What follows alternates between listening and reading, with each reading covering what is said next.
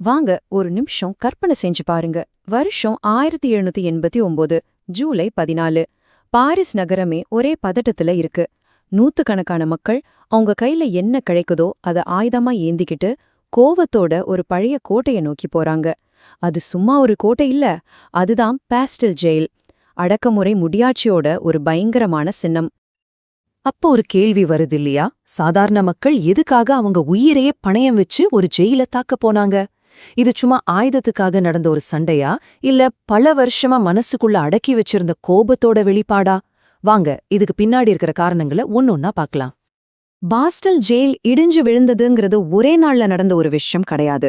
பல வருஷமா, ஏன் பல தலைமுறையா புகஞ்சுக்கிட்டே இருந்த ஒரு பிரச்சனை தான் அன்னைக்கு வெடிச்சு செதறிச்சு. இத சரியா புரிஞ்சுக்க நம்ம கொஞ்சம் பின்னோக்கி போய் இதுக்கெல்லாம் மூல காரணம் என்னன்னு பார்க்கணும். சரி, இதுக்கு முதல் மற்றும் மிக முக்கியமான காரணம் என்னன்னு பாத்தீங்கன்னா, மன்னரோட கட்டுக்கடங்கார அதிகாரம். அப்ப பிரான்ஸ் ஆண்ட ராஜாக்கள்லாம் என்ன நினைச்சாங்க தெரியுமா? தங்களை ஆள்றதுக்கு கடவுளே தேர்ந்தெடுத்து அனுப்பியிருக்காருன்னு முழுசா நம்புனாங்க. 14ஆம் லூயி மன்னர் சொன்ன இந்த ஒரு வரி, நானே அரசு, அந்த காலகட்டத்தோட மொத்த அதிகாரத்தையும் அப்படியே படம் பிடிச்சு காட்டுது. அதாவது சட்டம், நிர்வாகம், நீதி எல்லாமே அவரோட விருப்பம்தான். அவர் வாயிலிருந்து வர வார்த்தை தான் சட்டம், வேற எதுவும் கிடையாது.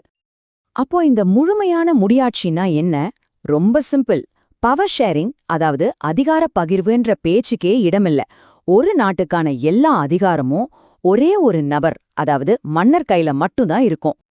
இந்த அதிகாரத்தோட மிக மோசமான ஒரு விஷயம் என்னன்னா, யோசிச்சு பாருங்க, உங்க மேல ராஜாவுக்கு ஒரு சின்ன சந்தேகம் வந்தா போதும், எந்த கேள்வியும் கிடையாது, விசாரணையும் கிடையாது, நேரா பாஸ்டல் மாதிரி ஒரு ஜெயில்ல உங்களோட வாழ்க்கை முழுசும் முடங்கி போகலாம்.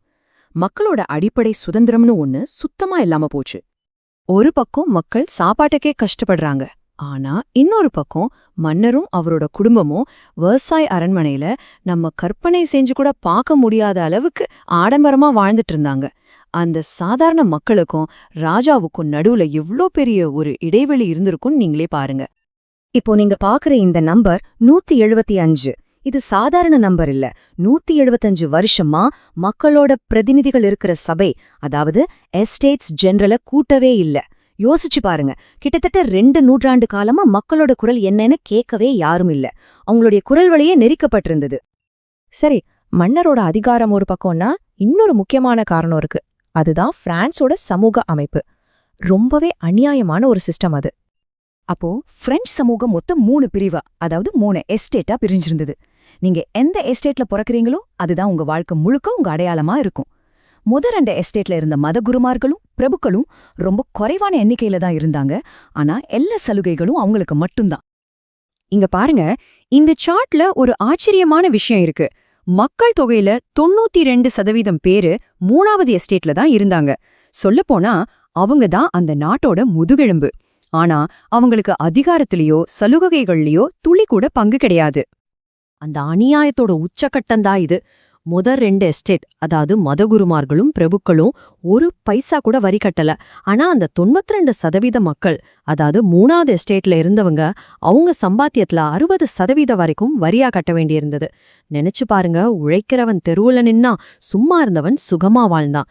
இந்த பொருளாதார சுரண்டல் தான் மக்கள் மனசுல கோவத்தை விதையா விதைச்சது. வரி விலக்கு மட்டும் இல்லங்க, பிரபுக்களுக்கு இன்னும் ஏகப்பட்ட சலுகைகள். உதாரணத்துக்கு வேட்டையாடுற உரிமை அவங்களுக்கு மட்டும்தான். மாவரைக்கிற மில், ஒயின் தயாரிக்கிற ஆலையெல்லாம் அவங்க கண்ட்ரோல்ல தான் இருக்கும்.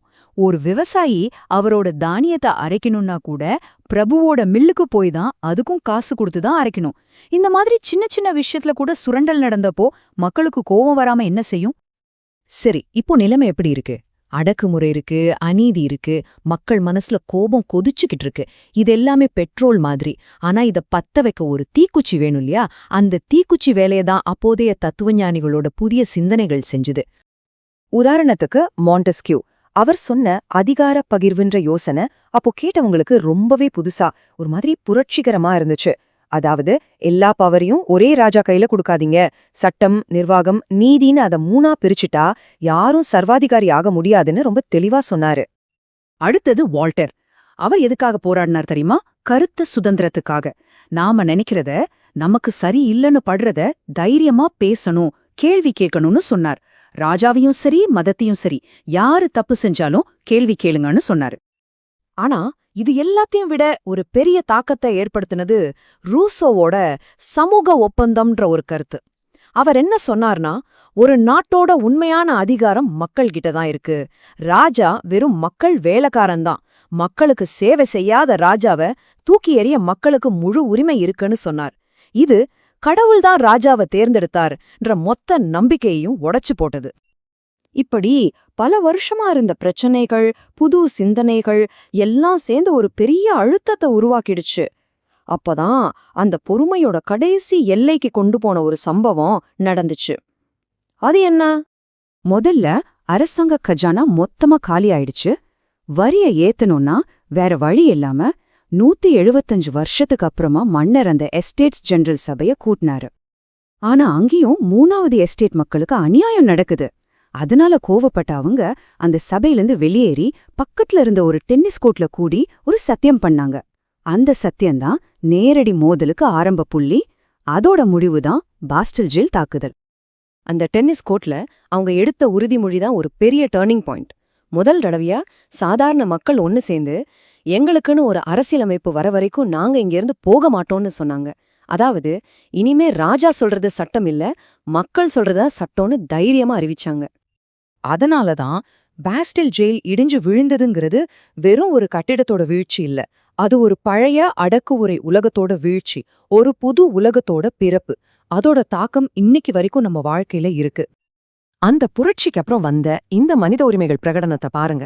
இதுல இருக்கிற பல விஷயங்கள் இன்னைக்கு உலகத்துல இருக்கிற பல நாடுகளோட சட்டங்களுக்கு ஆதாரமா இருக்கு. யோசிச்சு பாருங்க, ராஜா சொன்னதே சட்டம்னு இருந்த ஒரு நாட்டுல எல்லா மனுஷனும் சமம், எல்லாருக்கும் கருத்து சுதந்திரம் இருக்குன்னு சொல்றது எவ்வளவு பெரிய மாற்றத்தை கொண்டு வந்திருக்கும். சுதந்திரம், சமத்துவம், சகோதரத்துவம், இந்த 3 வார்த்தை தான் பிரெஞ்சு புரட்சியோட இதயம். இந்த முழக்கம் அன்னைக்கு மட்டும் இல்ல, இன்னைக்கு வரைக்கும் உலகத்துல எங்கெல்லாம் அநீதிக்கு எதிரா போராட்டம் நடக்குதோ அங்கெல்லாம் ஒரு பெரிய உந்து சக்தியா இருக்கு. அதனால கடைசியா ஒரு விஷயத்தை யோசிச்சு பாப்போமா?